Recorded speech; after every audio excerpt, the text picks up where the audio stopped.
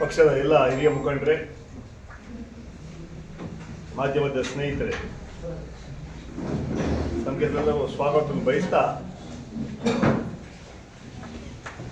ನಮ್ಮ ಸರ್ಕಾರ ಅಧಿಕಾರಕ್ಕೆ ಬಂದು ಸುಮಾರು 2 ವರ್ಷ 7 ತಿಂಗಳಾಗಿದೆ. ನುಡಿದಂತೆ ನಡೆದಂಥ ಸರ್ಕಾರ ಕಾಂಗ್ರೆಸ್ ಪಕ್ಷದ ಸರ್ಕಾರ. ಸರ್ವರಿಗೂ ಸಮಪಾಲು ನಮ್ಮ ಸಂಕಲ್ಪ.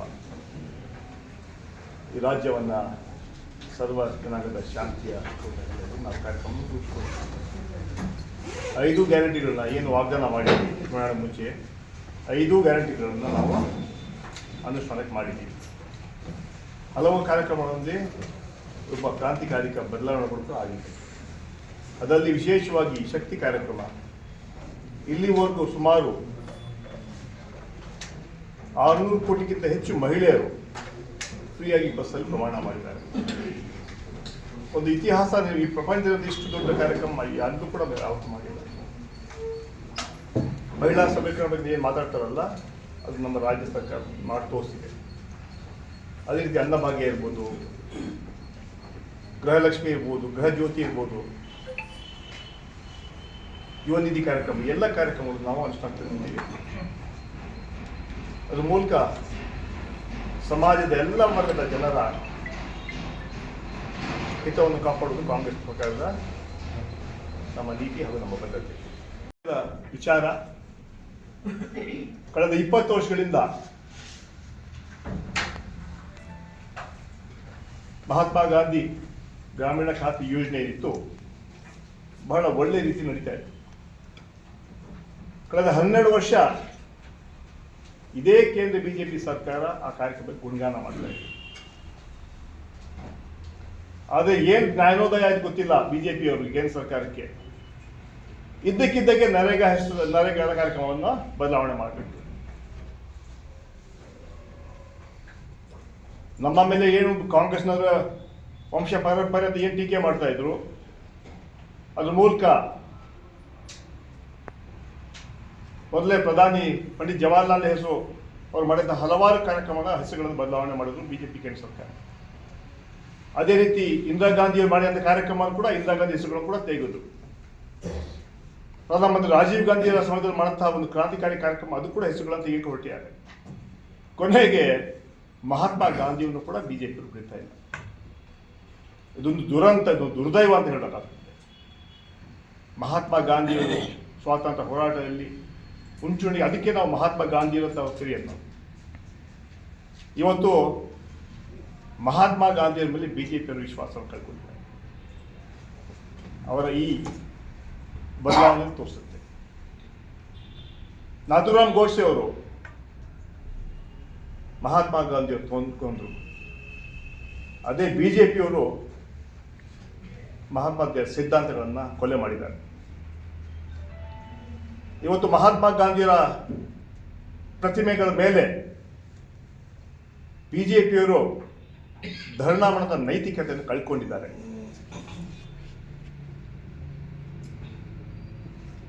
ಅವರು ಪ್ರತಿಭಟನೆ ಮಾಡಿದ್ರೆ ಬಹುಶಃ ಮಹಾತ್ಮ ಗಾಂಧಿಯವರು ಕೂಡ ಅವರ ಮನಸ್ಸಲ್ಲಿ ಇವರು ಈ ಬಿಜೆಪಿಯವರು ನನ್ನ ಪ್ರತಿಮೆ ಮುಂದೆ ನಾಟಕ ಮಾಡ್ತಾರಂತಹ ಭಾವನೆಗಳು ಬರುತ್ತೆ. ಆ ವಿಚಾರದಲ್ಲಿ ಕಾಂಗ್ರೆಸ್ ಪಕ್ಷದ ವತಿಯಿಂದ ದೊಡ್ಡ ಹೋರಾಟವನ್ನು ಹಮ್ಮಿಕೊಂಡಿದ್ದು ನಾವು. ಈಗಾಗಲೇ all India Congress committee working ಕಮಿಟಿಯಲ್ಲಿ ಸನ್ಮಾನ್ಯ ಮಲ್ಲಿಕಾರ್ಜುನ ಖರ್ಗೆ ನಾಯಕತ್ವದಲ್ಲಿ, ರಾಹುಲ್ ಗಾಂಧಿ ನಾಯಕತ್ವದಲ್ಲಿ ಈಗ ಆಂದೋಲನ ಶುರು ಮಾಡಿದ್ದೀವಿ. ಈಗಾಗಲೇ ಕರ್ನಾಟಕದಲ್ಲಿ ಕೆಪಿಸಿಸಿಯಲ್ಲಿ ಕೂಡ ನಮ್ಮ ಕಾರ್ಯಕ್ರಮ, ಈ ಚಿಂತನೆ ನಡೆಸ್ತೀವಿ. ಮನ್ರೇಗಾ ಬಚಾವ್ ಸಂಗ್ರಾಮ್ ಈ ಕಾರ್ಯಕ್ರಮ ಹೋರಾಟಗಳನ್ನು ಈಗಾಗಲೇ ಶುರುವಾಗಿದೆ. 10ನೇ ತಾರೀಕಿಗೆ ಶುರುವಾಗಿದ್ದು 25ನೇ ತಾರೀಕುವರೆಗೂ ಎಲ್ಲ ಗ್ರಾಮಗಳಲ್ಲಿ, ಪಂಚಾಯಿತಿಗಳಲ್ಲಿ, ಬ್ಲಾಕ್ಗಳಲ್ಲಿ, ತಾಲೂಕು ಮಟ್ಟದಲ್ಲಿ, ಜಿಲ್ಲಾ ಮಟ್ಟದಲ್ಲಿ ದೊಡ್ಡ ಪ್ರತಿಭಟನೆ ಸಭೆಗಳನ್ನು ಮಾಡಿ ಈ ಕಾಯ್ದೆಯನ್ನು ವಾಪಸ್ ತಗೋಬೇಕು. ಯಾವ ರೀತಿ ಮುಂಚೆ ಮನ್ರೇಗಾ ಇತ್ತು, ಸಾಕಷ್ಟು ನ್ಯೂನತೆಗಳು ಹೊಸ ಕಾಯ್ದೆಯಲ್ಲಿದೆ. ಬಹುಶಃ ಬರೀ ಹೆಸರು ಮಾತ್ರ ಬದಲಾವಣೆ ಮಾಡಲಿಲ್ಲ ಅವರು, ಹಲವಾರು ವಿಚಾರಗಳನ್ನು ಅದರಲ್ಲಿ ಬದಲಾವಣೆ ಮಾಡಿದ್ದಾರೆ. ನರೇಗಾ ಅಂದರೆ ಕಾನೂನುಬದ್ಧ ಹಕ್ಕು. ಗ್ರಾಮೀಣ ಬಡವರಿಗೆ ವರ್ಷಕ್ಕೆ ಕನಿಷ್ಠ 100 ದಿನ ಉದ್ಯೋಗ ಖಾತ್ರಿ, ಕೆಲಸ ಪಡೆಯೋದಕ್ಕೆ ಬದ್ಧತೆಗಳು ಹಕ್ಕು. ಇದು ಈ ಕಾರ್ಯಕ್ರಮ ಸನ್ಮಾನ್ಯ ಮನಮೋಹನ್ ಸಿಂಗ್ ರವರು, ಶ್ರೀಮತಿ ಸೋನಿಯಾ ಗಾಂಧಿಯವರು ಈ ಗ್ರಾಮೀಣ ಭಾಗದ ಜನರಿಗೆ ಕಷ್ಟಕ್ಕೆ ಸ್ಪಂದನೆ ಹಿನ್ನೆಲೆಯಲ್ಲಿ ಆ ಕಾರ್ಯಕ್ರಮವನ್ನು ಹಮ್ಮಿಕೊಂಡಿದ್ರು. ಇದು ಸಂವಿಧಾನಿಕ ಸಾಮಾಜಿಕ ಭದ್ರತೆ ಕಾರ್ಯಕ್ರಮ, ಇದನ್ನು ಬದಲಾವಣೆ ಮಾಡಿದ್ದಾರೆ. ಆ ಹಿನ್ನೆಲೆ ಇದರ ವಿರುದ್ಧ ದೊಡ್ಡ ಹೋರಾಟಗಳನ್ನು ಮಾಡ್ತೀವಿ. ಇವತ್ತು ಕೂಡ 11 ಗಂಟೆ 11:30 ಸಾಯಂಕಾಲವರೆಗೂ ಧರಣ ಕೂಡ, ಉಪವಾಸ ಸತ್ಯಾಗ್ರಹ ಕೂಡ ನಾವು ಹಮ್ಮಿಕೊಂಡಿದ್ದೀವಿ. ಅದ್ರ ಮೂಲಕ ಇಡೀ ಜಿಲ್ಲೆಯಲ್ಲಿ ನಾವು ಸಂದೇಶ ಕೂಡ ಕೊಡ್ತೀವಿ. ಮುಂದಿನ ದಿನಗಳಲ್ಲಿ ಎಲ್ಲ ಕಡೆ ಪ್ರೊಟೆಸ್ಟ್ ರ್ಯಾಲಿ ಇರ್ಬೋದು, ಧರಣ ಇರ್ಬೋದು, ಸತ್ಯಾಗ್ರಹ ಮಾಡಿ ಜನರಿಗೆ ಹೇಳೋಂಥ ಕೆಲಸ ಮಾಡ್ತೀವಿ. ರಾಜಕಾರಣ ಬಿಡಿ. ನೀವು ಮಹಾತ್ಮ ಗಾಂಧಿಯವರ ಹೆಸರುಗಳನ್ನು ತೆಗೆಯುವಂತಹ ಕೆಲಸ ಮಾಡಿದ್ದೀರಾ ಅಲ್ಲ, ಈ ದೇಶ ಜನರ ನಿಮಗೆ ಕ್ಷಮಿಸೋದಿಲ್ಲ. ನಿಮಗೆ ಕ್ಷಮೆ ಕೇಳಿ ಈ ದೇಶ ಜನರಿಗೆ, ನಾವು ತಪ್ಪು ಮಾಡಿದ್ವಿ, ಇಲ್ಲಾಂದರೆ ಮುಂದಿನ ದಿನಗಳಲ್ಲಿ ತಕ್ಕ ಶಾಸ್ತಿ ಮಾಡ್ತಾರೆ ಜನ ಅಂತ ಹೇಳಂತ ಮಾತನ್ನು ಹೇಳ್ತಾ, ಮೂರನೇದಾಗಿ ಸಮಾವೇಶ ನಮ್ಮ ಸರ್ಕಾರದ 1000 ದಿನ ಕಂಪ್ಲೀಟ್ ಆಗತ್ತೆ. ಇದೇ ಹಾವೇರಿಯಲ್ಲಿ ಸುಮಾರು 1 ಲಕ್ಷ ಜನರಿಗೆ ಪಟ್ಟ ಕೊಡುವಂತಹ ಕಾರ್ಯಕ್ರಮ ಈಗಾಗಲೇ ಇಲ್ಲಿ ಹಮ್ಮಿಕೊಳ್ಳುವಂತಹ ಆಗಿದೆ. ಅದು ರೂಪುರೇಷೆಗಳನ್ನು ಈಗಾಗಲೇ ತಯಾರು ಮಾಡ್ತಾ ಇದ್ದೀವಿ. ಇವತ್ತು ಡಿಸ್ಟ್ರಿಕ್ಟ್ ಮಿನಿಸ್ಟರ್ ಕೂಡ ಬರ್ತಾರೆ, ಬಹುಶಃ 1-2 ದಿವಸದಲ್ಲಿ ನಮ್ಮ ರೆವಿನ್ಯೂ ಮಿನಿಸ್ಟರ್ ಕೂಡ ಬರ್ತಾರೆ. ಅದರ ಮೂಲಕ ಕರ್ನಾಟಕ ಸರ್ಕಾರ ಜನಪರ ಕಾರ್ಯಕ್ರಮ ಕೊಡುವಂಥ ಕೆಲಸ ನಾವು ಮಾಡ್ತಾ ಇದ್ದೀವಿ. ಈಗ 13ನೇ ತಾರೀಕು ದೊಡ್ಡ ಒಂದು ಕಾರ್ಯಕ್ರಮ ಆಗುತ್ತೆ. ಅದೇ ರೀತಿ ಇವತ್ತು 24ನೇ ತಾರೀಕು, ಈ ತಿಂಗಳು 20ನೇ ತಾರೀಕು ಹುಬ್ಬಳ್ಳಿಯಲ್ಲಿ ಸುಮಾರು 42,000 ಮನೆಗಳು ಕೊಡುವಂಥ ಕಾರ್ಯಕ್ರಮ ಕೂಡ ನಾವು ಹಮ್ಮಿಕೊಂಡಿದ್ದೀವಿ. ಈಗಾಗಲೇ ಸುಮಾರು 32,000 ಮನೆಗಳು ಕೊಟ್ಟಿದ್ದೀವಿ. ಭಾರತೀಯ ಜನತಾ ಪಾರ್ಟಿ ಅಧಿಕಾರವಾಗ ಯಾವುದೇ ಒಂದೇ ಒಂದು ಮನೆಗೆ ಬಡವರು ಕೊಡಲಿಲ್ಲ. ಆದರೆ ನಮ್ಮ ಸರ್ಕಾರಕ್ಕೆ ಬದ್ಧತೆ ಇದೆ, ನುಡಿದಂತೆ ನಡೀತಾ ಇದ್ದೀವಿ. 24ನೇ ತಾರೀಕು ಸುಮಾರು 42,000 ಮನೆಗಳು ಬಡವರು ಕೊಡುವಂಥ ಕೆಲಸ ಕೂಡ ಮಾಡ್ತಾ ಇದ್ದೀವಿ. ಅದೇ ರೀತಿ 13ನೇ ತಾರೀಕು ಸುಮಾರು 1 ಲಕ್ಷ ಜನರಿಗೆ ಪಟ್ಟ ಕೊಡುವಂತಹ ಕಾರ್ಯಕ್ರಮ ಮಾಡಿಕೊಂಡು ಜನರ ಪರ ಕೆಲಸನ ಹೋರಾಟಗಳು ಮಾಡ್ತೀವಿ, ಜನರಿಗೆ ಸ್ಪಂದಿಸುವಂಥ ಕೆಲಸ ಮಾಡ್ತೀವಿ. ನಾವು ಹೇಳ್ದಂಗೆ ನಮ್ಮ ಸರ್ಕಾರಕ್ಕೆ ಬದ್ಧತೆ ಇದೆ. ಸಮಾಜದ ಎಲ್ಲ ವರ್ಗದ ಹಿತವನ್ನು ಕಾಪಾಡುವುದೇ ನಮ್ಮ ಕರ್ತವ್ಯ, ನಮ್ಮ ಧರ್ಮ ಹೇಳುವಂಥ ಮಾತನ್ನು ಬಯಸ್ತಾ ಇದ್ದೀವಿ. ಪಕ್ಷದವ್ರಿಗೆ ಹೇಳ್ತಾ ಇದ್ದೀವಿ, ದಯವಿಟ್ಟು ಸದನದಲ್ಲಿ ಭಾಗವಹಿಸಿ ಈ ಹೊಸ ಚರ್ಚೆಗಳೇನಿದೆ ಅದಕ್ಕೆ ಸ್ಪಂದಿಸಬೇಕು. ಸದನ ಸಮಯ ಹಾಳಾಗದಂತೆ ಆಡಳಿತ ಪಕ್ಷ ಮತ್ತು ವಿರೋಧ ಪಕ್ಷ ಇಬ್ಬರು ಸೇರಿ ಕೂತ್ಕೊಂಡು ಜನ ಸಮಸ್ಯೆಗಳು ಸ್ಪಂದಿಸೋಣ. ಅವತ್ತು ಗವರ್ನರ್ಸ್ ಅಡ್ರೆಸ್ ಇರುತ್ತೆ. ನಂತರ ವಿಶೇಷವಾಗಿ ಮನ್ರೇಗಾ ಬಗ್ಗೆ ಕೂಡ ವಿಶೇಷ ಚರ್ಚೆ ಆಗುತ್ತೆ. ಆ ಚರ್ಚೆಯಲ್ಲಿ ಎಲ್ಲರೂ ಭಾಗಿಯಾಗಬೇಕು. ನಾವು ಸರ್ಕಾರದ ಕೆಲವು ವಿಚಾರ ಹೇಳ್ತೀವಿ, ಆಪೋಸಿಷನ್ ಕೂಡ ಅವರು ಕೂಡ ಹೇಳಿ, ಅಲ್ಲಿ ರಾಜಕಾರಣ ಮಾಡೋದಂಥ ನೆಸಿಟಿ ಇಲ್ಲ. ಯಾಕಂದರೆ ಅತ್ಯಂತ ದೊಡ್ಡ ವೇದಿಕೆ. ಯಾಕಂದರೆ ಬೆಳಗಾಮಲ್ಲಿ ಏನು ಮಾಡೋದು ನಮಗೂ ಗೊತ್ತಿದೆ, ನಿಮಗೂ ಗೊತ್ತಿದೆ.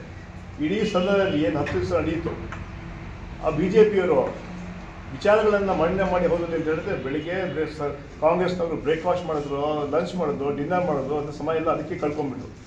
ಅದೇ ದಯವಿಟ್ಟು ನಮ್ಮ ಮೂಲಕ ನಾವು ಹೇಳ್ತೀವಿ, ಈ 22ರಿಂದ 31ವರೆಗೆ ಸೆಷನ್ ಇದೆ, ಅದರಲ್ಲಿ ನಾವೆಲ್ಲ ಸೇರಿ ಈ ರಾಜ್ಯದ ಜನರ ಕಷ್ಟಗಳು ಸ್ಪಂದಿಸೋಣ, ಹಲವಾರು ವಿಚಾರಗಳ ಚರ್ಚೆ ಮಾಡೋಣ, ಅದಕ್ಕೆ ಸಮಾನತೆ ಕೆಲಸ ನಾವು ಮಾಡೋಣ. ಅದಕ್ಕೆ ಸಂಪೂರ್ಣ ನಾವು ಬೆಂಬಲ ಕೊಡಬೇಕು, ಸಹಕಾರ ಕೊಡಬೇಕಂತ ನಮ್ಮ ಮೂಲಕ ಮನವಿ ಮಾಡ್ತಾ ಇದ್ದೀವಿ. ಈ 7 ವರ್ಷ 7 ತಿಂಗಳಲ್ಲಿ ಅವ್ರು ಕೊಟ್ಟಂಥ ಅಧಿಕಾರ ಸುಮಾರು 140 ಸೀಟ್ಗಳು ಕೊಟ್ಟು ದೊಡ್ಡ ಶಕ್ತಿ ಕೊಟ್ಟಂತಹ ಜನರಿಗೆ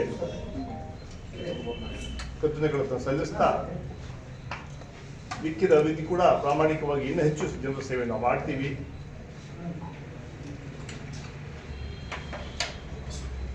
ಮುಂದೆ ಕೂಡ 2028 ಕೂಡ ಮತ್ತೆ ನಾವೇ ಅಧಿಕಾರಕ್ಕೆ ಬರ್ತೀವಿ ಅಂತ ವಿಶ್ವಾಸವನ್ನು ವ್ಯಕ್ತಪಡ್ತೇವೆ.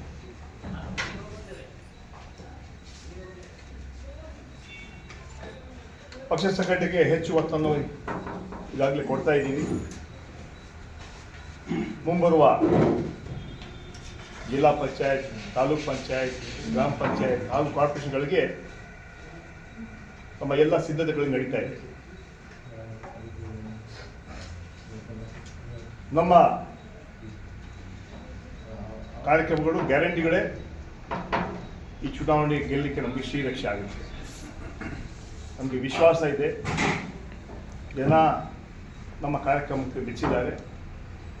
ಅದಕ್ಕೆ ಮೊನ್ನೆ ಒಂದು ಕೆಲವು ತಿಂಗಳ ಹಿಂದೆ ನಡೆದಂತಹ 3 ಉಪಚುನಾವಣೆಗಳು, ಅದು ಶಿಗ್ಗಾಂವ್ ಸವಣೂರು ಇರ್ಬೋದು, ಸಂಡೂರು ಇರ್ಬೋದು, ಚನ್ನಪಟ್ಟಣ ಇರ್ಬೋದು, ಈ 3 ಕ್ಷೇತ್ರಗಳಲ್ಲಿ ಜನ ಕಾಂಗ್ರೆಸ್ ಪಕ್ಷಕ್ಕೆ ಆಶೀರ್ವಾದ ಮಾಡಿ ಕಾಂಗ್ರೆಸ್ ಅಭ್ಯರ್ಥಿಗಳನ್ನು ಗೆಲ್ಲಿಸಿದ್ದಾರೆ. ಅದೇ ರೀತಿ ನಾವು ಬರುವಂತಹ ತಾಲೂಕು ಪಂಚಾಯತ್, ಜಿಲ್ಲಾ ಪಂಚಾಯತ್ ಚುನಾವಣೆಯಲ್ಲಿ ಕೂಡ ಕಾಂಗ್ರೆಸ್ ಪಕ್ಷಕ್ಕೆ ಜನ ಆಶೀರ್ವಾದ ಮಾಡ್ತಾರೆ. ನಮ್ಮ ಈ ಮುಂದಿನ 3-4 ತಿಂಗಳು ನಮ್ಮ ಸರ್ಕಾರದ ಕಾರ್ಯಕ್ರಮಗಳು ಈ ಗೆಲುವಿಗೆ ಶ್ರೀರಕ್ಷೆ ಆಗಲಿದೆ. ನಮ್ಮ ಸರ್ಕಾರ ಸಾಧನೆಗಳು ಹೇಳ್ತೀವಿ ನಾವು, ಅದೇ ರೀತಿ BJP ಸರ್ಕಾರದ ವೈಫಲ್ಯಗಳನ್ನು ಕೂಡ ಹೇಳೋಕ್ಕೆ ಕೆಲಸ ನಾವು ಮುಂದಿನ ದಿನಗಳಲ್ಲಿ ನಾವು ಮಾಡ್ತೀವಿ ಅಂತ ಹೇಳಲು ಬಯಸ್ತಾ ಇದ್ದೀವಿ.